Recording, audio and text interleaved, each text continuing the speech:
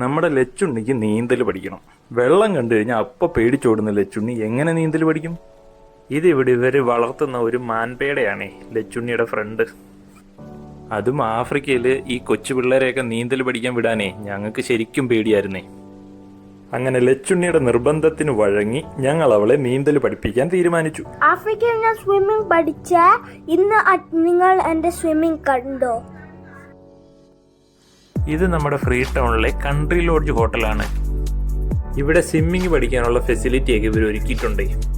ഇവിടെ സ്വിമ്മിങ് മാത്രമല്ല മറ്റു പല ആക്ടിവിറ്റീസുകളും ഉണ്ട്.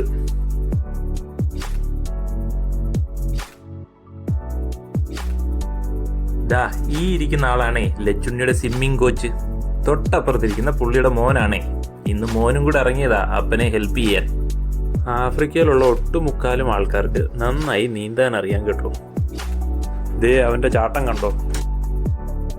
അങ്ങനെ പുള്ളി ഇന്ന് ഫ്ലിപ്പ് ജമ്പാണേ പഠിപ്പിച്ചുകൊണ്ടിരിക്കുന്നത്. ഇവിടുത്തെ കോച്ച് ജിബ്രിൽ അണ്ണൻ ഒരു പുപ്പുലിയാണേ. വെറും 10 ദിവസം കൊണ്ടാണ് ചെറിയ കുട്ടികളെ വരെ പുള്ളി ട്രെയിൻ ചെയ്തെടുക്കുന്നത്.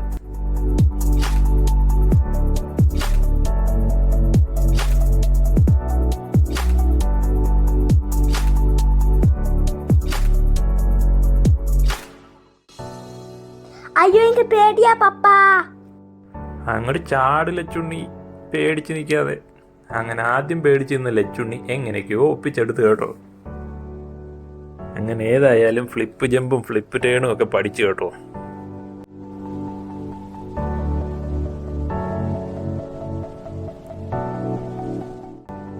ഇത് ഫ്രീ സ്റ്റൈൽ സ്വിമ്മിംഗ് ആണ്.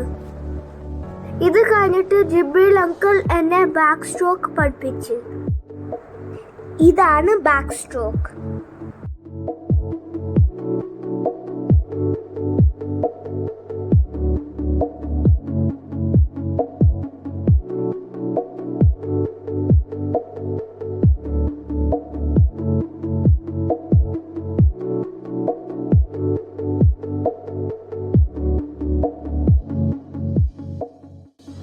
ഇതാണ് ഫ്ലിപ്പ് ടേൺ.